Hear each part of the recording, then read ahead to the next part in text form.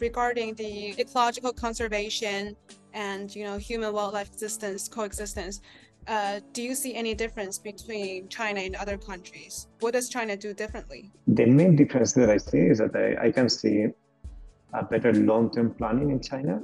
When it's embedded into the system. People are very used to think about long-term, and there are very good mechanisms to cascade down policies from the central government to the local governments.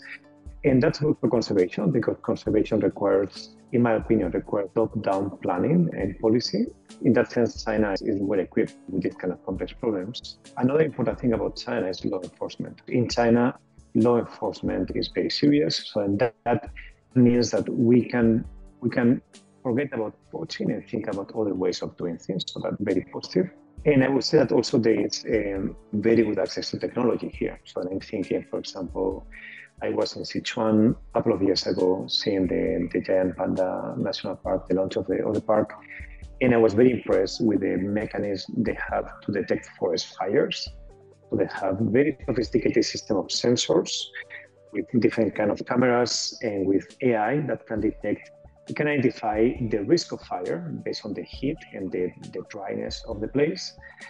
And it can detect very fast any smoke that is a sign of fire, and can distinguish smoke from many other things that look similar. So it's very good, very sophisticated algorithm. And this is integrated in a way that there's a very fast reaction.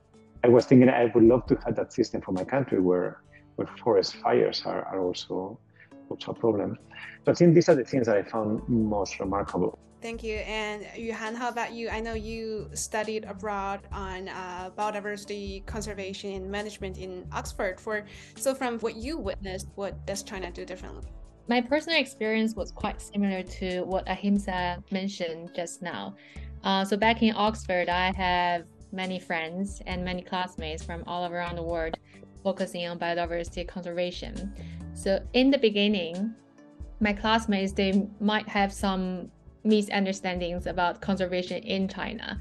But after a certain time, after we communicated and after I shared my working experience back in the Sanjiangyuan National Park, many of my friends were become very jealous that I'm actually working in China, because in many countries, economic development is still the only and the number one priority. And there are not many policy support in terms of enforcement or funding for nature conservation. So I think that is one big difference that I noticed that China is doing differently from other countries.